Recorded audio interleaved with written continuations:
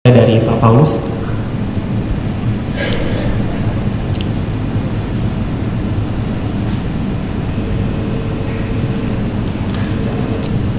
Oh iya kan dalam kurang jelas ya. Kita harus terlibat tadi ya, kita harus terlibat. Masa kita menyadari panggilan kita sebagai orang Kristen begitu. Nah, tapi kan ketika kita mencoba terlibat itu, kita menghadapi kadang penolakan atau kecurigaan begitu dari yang lain. Nah, bagaimana sikap kita ketika menghadapi kondisi seperti ini? Ya, jadi penolakan mesti ada ya, penolakan mesti ada. Dan kita perlu menyadari bahwa untuk merubah suatu paradigma dan kadang-kadang masuk di dalam stigma a priori dan sebagainya itu butuh satu proses waktu. Dan proses waktu yang dibutuhkan itu adalah bukti atau sesuatu yang real. Dulu penolakan ketika saya menggerakkan vision untuk gereja membawa perdamaian di tengah-tengah bangsa ini, penolakan yang pertama di mana sudah? Di gereja sendiri. Dan itu merupakan suatu hal yang sangat sulit. Karena apa? Karena gereja langsung a priori dan berkata bahwa itu bukan pelayanan gereja, tapi itu adalah pelayanan LSM dan sebagainya. Itu bukan tanggung jawab gereja. Tapi saya katakan, oh tidak, ini adalah vision, itu tanggung jawab gereja untuk membawa damai.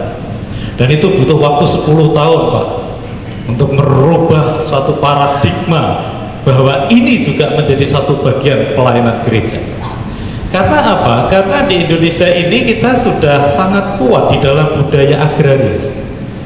Budaya agraris itu sesuatu kalau belum ada terbukti dan ada contohnya itu sulit diterima.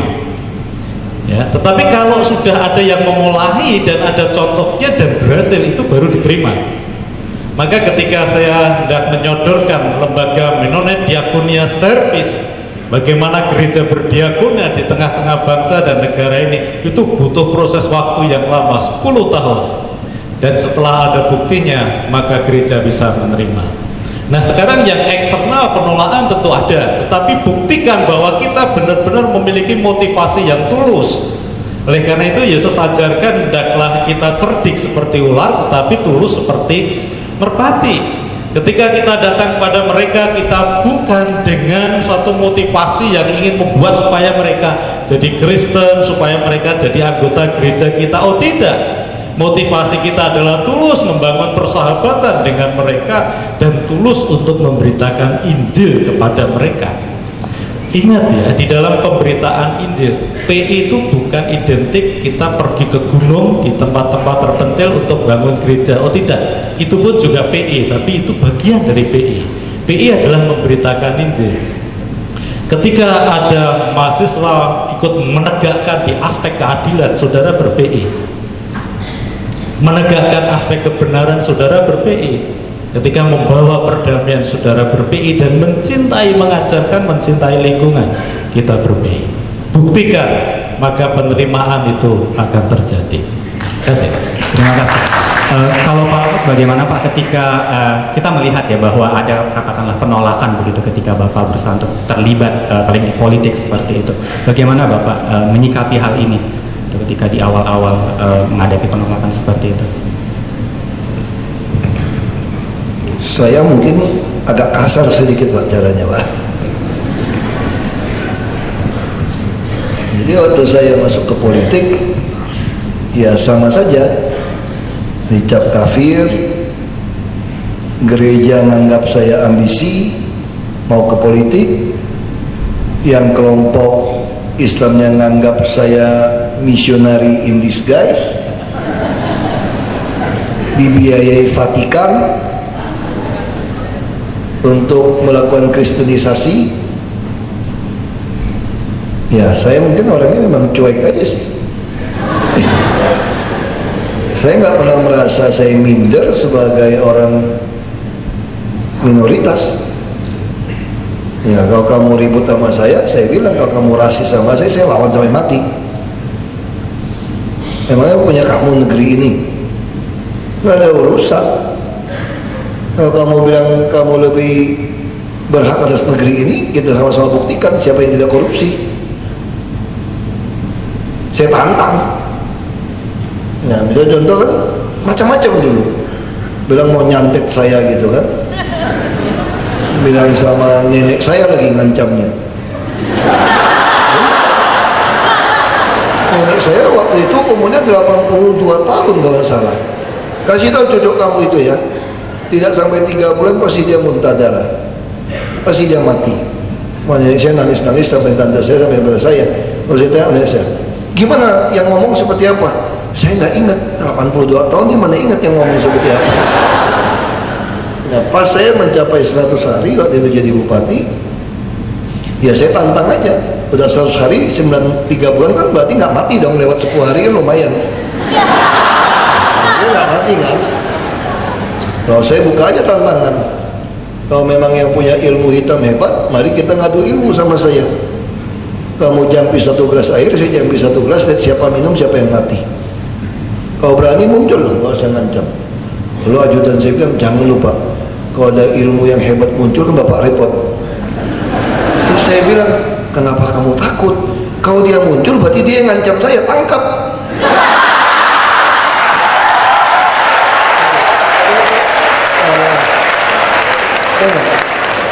Tapi tersebar di kampung kan jadi lain ceritanya kan. Jangan main-main sama Ahok loh. Pasti dia turunan dari boksu hebat. Ya yang model-model kayak gitulah yang kita hadapi. Nah tapi yang lebih penting kita bekerja, berbuat saja.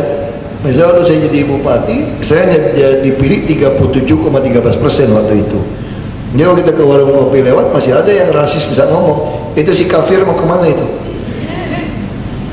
Terus kasih saya baca surat Yasin. Bisa baca nggak kamu? Kalau nggak bisa baca, nggak usah jadi bupati kami. Tapi kita juga harus tunjukkan. Kalau dia bilang rumah dinas banyak hantunya, gimana Pak kalau kita suruh datang orang baca surat Yasin, kira-kira gitu loh. Nggak usah, aku bacain sendiri. Dalam nama Yesus, setan ketemu aku juga kabur, dia takut salah kamar. Nggak usah pindah rumah, nggak usah baca-baca, nggak usah apa-apa. Saya masuk sendiri, saya baca sendiri. Tapi kalau kita bilang, iya kamu bacain, ya celaka. Nah itu yang kita harus mesti tunjukkan seperti itu. Lalu ketika kita memberikan keadilan, kita memberikan jaminan kesehatan, pendidikan, infrastruktur, berubah. 93% muslim, 55% dari Partai Bulan Bintang. Begitu saya turun 16 bulan, wakil saya ganti. Begitu wakil saya tidak sesuai, langsung mereka bilang, Bapak balik aja. Enggak, saya nggak mau balik. Kuda yang baik tidak makan rumput di belakangnya, maju terus. Kira-kira gitu pepatahnya begitu. Ya, pepatahnya begitu lah. Saya nggak ada balik. Terus katanya, adik Bapak saja deh jadi bupati. Adik yang mana? Terserah Bapak yang mana saja. Saya pun nggak bisa dong, kamu mesti pilih kan. Dorongin yang dokter, yang kepala dinas kesehatan. Gimana? Ya tidak seperti Bapak. Tapi dibandingkan yang nggak usah pilih, saya bilang. Enggak, dibandingkan yang lain dia lebih lumayan Pak. Ya dia pilih. Dapat 42,7%. Jadi kita bisa lihat sebuah perubahan kan. Dia bisa sampai satu titik orang nggak nganggap kita lagi turunan Cina, Kristen. Kenapa? Kita bring justice tadi. Jadi kita juga mesti brave. Kenapa takut gitu loh? Yang penting negeri punya dia. Mati hidup juga tentukan tangan Tuhan. Mati juga keuntungan kan? Hidup kan begitu kan? Jadi kenapa kita takut gitu loh? Kalau Tuhan belum tentukan kamu mati, apa kamu bisa mati? Nggak mati juga. Ya, tapi kita perlu pesan sama istri kita juga, kalau meninggal dikubur di mana gitu kan? Ya. Terus di pusaranya mau tulis apa gitu kan? Nah, yang Filipi 1 tadi cocok itu. Mati adalah keuntungan gitu kan? Hidup buat Tuhan itu cocok itu. Terima kasih. Oke, ya. Saya pikir Pak Paulus dan Pak Ahok dengan gaya yang berbeda, intinya adalah kita harus berani begitu ya untuk menjalankan panggilan kita itu. Mungkin saya akan langsung ke pertanyaan yang sudah sampai kepada saya. Ini mungkin bisa dijawab nanti oleh Pak Daniel. Dalam negara yang pluralis dengan adanya konsep toleransi antar umat beragama, apakah pemberitaan bahwa Yesus Kristus sebagai satu-satunya jalan keselamatan dapat merusak toleransi tersebut? Bagaimana cara yang tepat? Ya. Terima kasih. Saya melihat justru di tengah negara yang majemuk, masyarakat membutuhkan sesuatu yang berbeda, yaitu hidup atau gaya hidup keteladanan yang berbeda, yang menyebabkan mereka unik. Ya. Jadi toleransi bukan berarti semua agama sama. Ya.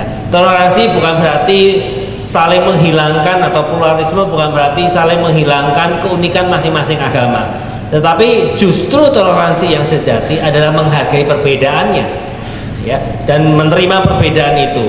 Dan dalam kesaksian kita sebagai orang Kristen, saya melihat justru mereka menghargai ketika kita justru menyatakan diri kita dan memiliki identitas, tidak bunglon gitu ya.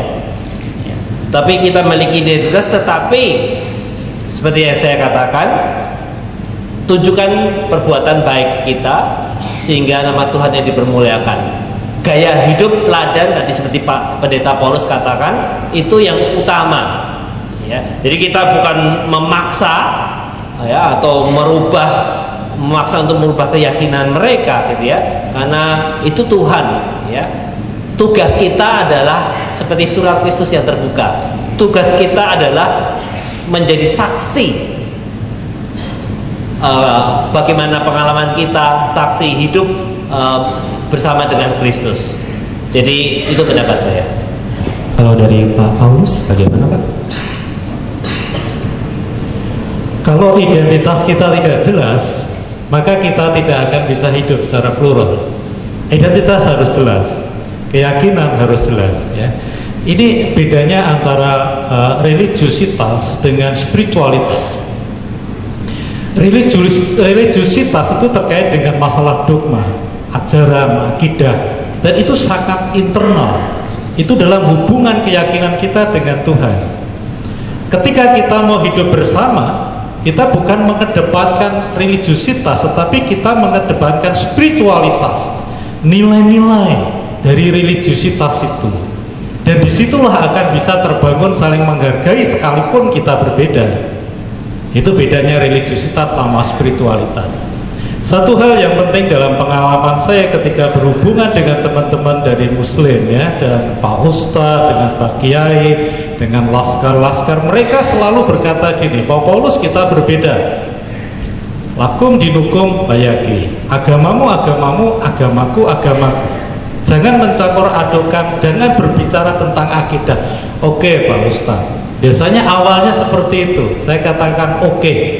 Tapi setelah kita bisa membangun relasi dengan baik, hubungan saling percaya dan saling menghargai itu terjadi, maka kita bisa berbicara tentang akidah itu secara gamblang, bahkan secara ekstrim, dan tidak ada masalah.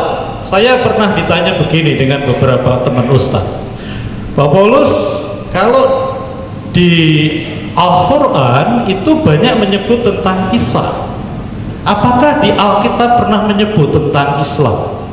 Ada enggak? Maka saya ganti bertanya, Bapak-bapak Ustadz mau jawaban yang standar, yang biasa-biasa saja, atau yang ekstrim? Mereka katakan yang ekstrim saja. Kalau ekstrim jangan marah loh ya. Saya jawab yang ekstrim. Saya katakan ada. Di mana itu? Di pewahyuan. Itu dikatakan bapak-bapak adalah antikristus. Apa artinya antikristus? Antikristus adalah orang yang menolak bahwa Yesus itu juru selamat. Oh betul, saya menolak itu. Nah, berarti bapak antikristus. Lalu saya tanya lagi, antikristus itu simbolnya di dalam pewahyuan itu angka 666. Berapa ayat-ayat di dalam kitab suci Bapak-bapak? 666.000 lah, itu simbol 666. Nah, kita bisa bicara dengan enak kalau ada relasi yang sudah terbangun dengan baik. Akidah akan bisa dibicarakan dengan sangat gamblang. Yang penting hati ini betul-betul murni, ya, tidak dengan motivasi yang buruk satu dengan yang lain. Itu. Oke. Mungkin berikutnya, sabar. Berikutnya saya akan berikan kesempatan kepada teman-teman di sini untuk mengajukan pertanyaan atau ini. Ya, nanti akan ada tadi ini satu yang baju putih aja ya. Ntar bisikin ke temannya. Kemudian satu yang pojok sana. Ya, silakan berdiri. Ada perempuan, kita harus mempertimbangkan kuota ini 1/3. Tidak ada ya, sudah sana saja. Oke, maksimum 2 menit ya untuk per peserta dan langsung pada poinnya. Oke, kalau tidak akan saya cut, maaf. Mulai dari depan, silakan.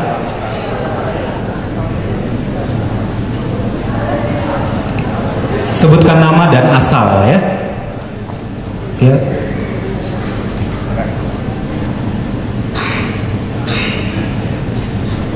Nama saya Chartes, asal dari Kota Malang. Saya masih ingat perkataan Pak Ahok bahwa Bapak menyampaikan untuk merubah bangsa ini maka tidak ada pilihan lain selain masuk dalam politik. Saya masih ingat persis. Yang ingin saya tanyakan adalah apa yang harus dilakukan oleh mahasiswa Kristen supaya bisa masuk dalam politik dan bisa seperti Bapak gitu. Karena kalau kita lihat untuk zaman ini ada tokoh politik Kristen yang seperti Bapak Basuki Cahayapurnama, dan kalau kita masih ingat zaman dulu, jangan lupa bahwa tokoh politik Kristen juga yang cukup berpengaruh adalah Dr. Johannes Leimena. Mungkin itu pertanyaan saya. Terima kasih. Oke, berikutnya dari sisi kanan saya. Silahkan, runner mungkin boleh membantu.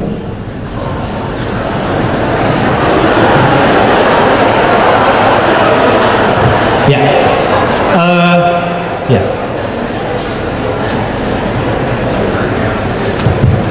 Oke, terima kasih. Selamat malam. Perkenalkan, saya Kevin dari Surabaya, tapi aslinya orang Ambon. Karena sudah bosan ditanya kenapa putih, jadi anggap saja waktu lahir jatuh di air panas begitu. Ya, langsung poinnya. Oke, saya merasa perlu untuk menyampaikan ini. Pertama begini, perjuangan dari bapak-bapak yang di depan ini, kalau bagi saya sendiri tidak cuma sekedar langsung menjawab permasalahan yang bapak-bapak tangani dalam fokus pelayanan. Misalnya, memang yang paling kelihatan kan Pak Ahok karena sering diberitakan. Tidak cuma sekedar membereskan masalah Jakarta, masalah pemerintahan birokrasi, masalah di Indonesia, tapi bagi saya dampak yang benar-benar memberkati adalah bapak-bapak di depan dengan perjuangannya bisa membangkitkan harapan bagi kami, mungkin orang-orang yang sebenarnya pengen juga bisa berdampak, bisa menyatakan kebenaran, tapi dipenuhi dengan kekhawatiran, ketakutan. Di itu menurut saya adalah dampak yang berantai, dampak yang kekal, dan bahkan setelah nanti bapak-bapak berhenti dari pelayanan dan perjuangan, sudah ada benih-benih yang tertaburkan. Sama seperti ketika Sadrak, Mesak, dan Abednego ketika mereka bertiga bertahan dalam kebenaran. Kevin, 30 detik lagi. Oh ya, langsung lanjut poinnya. Dan itu menjadi beban bagi kami juga. Pertanyaan saya seperti ini, Pak. Pergumulan saya yang selama ini ketika Tuhan berikan kesempatan untuk berinteraksi dengan orang-orang dari agama lain, yang selalu muncul dalam hati saya adalah yang paling pertama itu harus memberitakan Kristus. Sehingga saya menyadari relasi saya dengan mereka tidak lagi menjadi relasi yang tulus untuk saling mengenal, saling memberkati. Jadi yang pengen saya tanyakan itu bagaimana sih sebenarnya? Saya juga bingung apakah itu benar atau tidak, karena kalau misalnya setelah relasi itu berakhir dan saya tidak memberitakan Kristus, muncul perasaan bersalah. Jadi ya bingung juga untuk menyikapi hal seperti itu.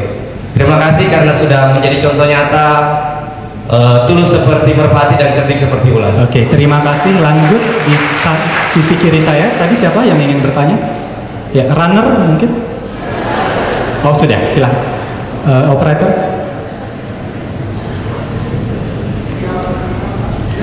Teriak aja kalau enggak.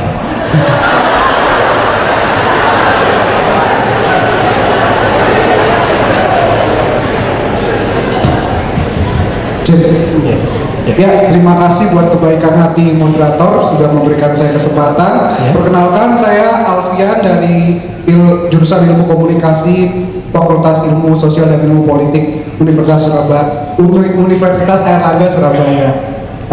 Saya akan memakai 2 menit ini untuk menyampaikan hal yang perlu saya sampaikan sekaligus pertanyaan saya.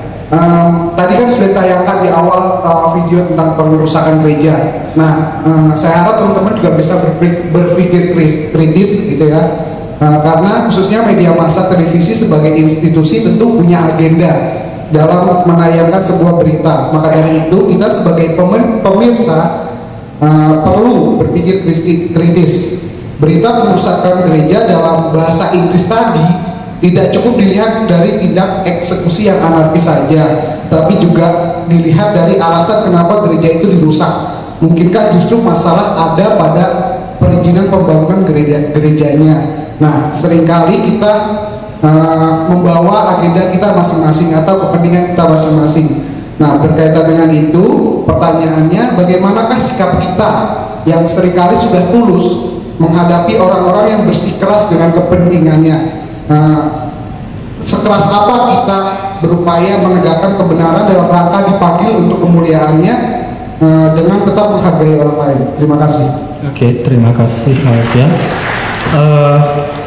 Pertanyaan pertama mungkin lebih kepada Pak Ahok ya, apa yang harus dilakukan oleh mahasiswa Kristen Pak, untuk bisa terjun di politik? Ya mungkin perlu diralat sedikit juga. Saya tidak mengharapkan kalian tuh semua masuk ke politik gitu. Tidak mungkin, karena panggilan kan masing-masing berbeda. Jadi karena itu kalau saya ingin banyak orang masuk ke politik. Jadi kalau kita katakan bahwa politik ini tidak baik, karena jumlah orang baiknya kurang dalam demokrasi di dalam. Nah, soal mempertahankan ini bagaimana, saya mesti jelaskannya dari sisi mana gitu. Kalau mau dari sisi teologi ya itu umum-umum aja ngomongnya. Ya semua karena kasih karunia Tuhan yang ya Tuhan yang memberikan anugerah gitu kan. Ya tapi kan bukan cuma Tuhan kasih anugerah juga. Kalau kita mau lebih terperinci, saya lebih cenderung katakan kamu mesti baca Alkitab itu tiap hari, dan kamu harus meditasi seperti Daud ngomong, Tuhan selidiki hati saya paling dalam. Karena tuh hadapi ini semua, kita pasti sama seorang bilang katakan, politisi itu gimana? Lawan arus bagaimana? Ya cuma 2. Satu, kamu punya nyali apa enggak? Kamu takut mati atau tidak? Yang kedua, kamu tahan godaan atau tidak? Misalkan kami di Jakarta, mau cari 1 triliun itu tidak susah tuh. Kalau 1 triliun deposito tuh 1 bulan kira-kira 5,2 miliar tuh tiap bulan. Jadi kalau di penjara pun, kalau katanya benar di penjara bisa disogok, tiap malam pulang asal nyetor 50 juta, baru 1,5 miliar 1 bulan. Masih lebih. Masih ada 3,7 untuk nikmatin. Nah itu bagaimana bisa ngecek hati ini? Ya kita butuh ngomong sama Tuhan. Seperti yang Paulus, seperti Musa lakukan di Keluaran, saya lupa 33 apa berapa itu. Dia bicara, dia membuat set tenda pertemuan di luar perkemahan yang Yosua nemuin depan itu. Dia bicara sama Tuhan, curhat itu seperti teman, face to face like a friend, tulisan seperti itu. Dia ngomong, dia sampaikan seperti Daud ngomong apa yang dia pikirkan. Tapi jawabannya dari mana? Ya firman Tuhan. Nah tahu dari mana kehendak Tuhan? Pengalaman saya biasanya itu kalau visi Tuhan, kehendak Tuhan itu agak memalukan sebetulnya kalau dipikir-pikirin, dan tidak masuk akal dan mengerikan. Nah sama ketika saya harus diputuskan untuk ke Jakarta, malu-maluin kan. Sepupu saya aja bilang, lu gak tahu malu apa orang Belitung bupati mau jadi gubernur di DKI? Dari mana rumusnya? Nah sementara kalau kita pulang ke Babel, semua survei mengatakan kalau saya pulang ke Babel pasti jadi gubernur. Semua partai mau nawarin. Sementara Di Jakarta partai tidak jelas. Nah, bagaimana ngecek itu? Nah, ngecek kalau masuk ke politik, kita ini tidak pernah berambisi dapatkan kursi. Nah, ini semua balik. Misalnya contoh, kenapa saya berpolitik tidak pernah, saya kasih nomor handphone saya, coba aja minta pulsa 5.000 rupiah saja. Saya bilang tidak kasih. Lalu kamu ngancam, kalau gitu saya tidak mau pilih kamu, ya nggak usah pilih, emang gue pikirin. Saya akan balas seperti itu, otomatis. Saya nggak peduli, minta pulsa pun nggak ada urusan. Nah, sama seperti misalnya, banyak orang politisi itu waktu berpolitik melakukan baksos. Baksos kan? Baksos, makanan, kasih sembako maupun kesehatan. Kalau orang Kristen melakukan baksos berpolitik ya, pikir mau dapatkan suara, menurut saya itu dia tidak belajar sama Yesus. Yesus baksos lebih hebat, 5 roti 2 ikan yang makan 5.000 laki-laki, sisa 12 bakul. Beberapa hari kemudian voting head to head 1 lawan 1, putaran kedua sama Barabas. Pilatus jadi panitia KPU-nya, kira-kira gitu kan? Dan Pilatus juga KPU masih melanggar kampanye di saat detik-detik terakhir pemilihan, dan kampanye negatif lagi, bilang Barabas ini penjahat pembunuh, Yesus gak ada salahnya. Dan ini orang yang kasih kalian makan nih, nyembuhin orang sakit segala macam. Voting kalah nggak Yesus? Kalah voting loh Yesus. Nah, jadi itu yang kita harus punya. Saya bisa kepikirnya waktu saya kalah di gubernur Babel, ada oknum menawarkan saya kalau nyogok hakim saya bisa jadi gubernur di Babel. Dari 5 miliar turun 4 miliar, turun 3 miliar, saya juga panas loh, ada yang mau bayarin. Waktu tengah panas, pertama 5 miliar masih bisa keluar firman Tuhan. Kalau nggak salah itu di Amsal 29 ayat 4. Jadi kalau raja yang suka suap itu negaranya runtuh. Terjemahan sehari-hari saya itu ini, a nation fall because a leader love bribes. Wah, nggak boleh kalau gitu. Masa saya nyuap? Nah, ini kan standar. Di mana kita bisa keluar firman Tuhan seperti itu? Anda harus baca tiap hari. Baru Roh Kudus bisa keluarin untuk Anda. Kalau komputer nggak ada filenya, kamu cari-cari juga nggak ketemu gitu loh.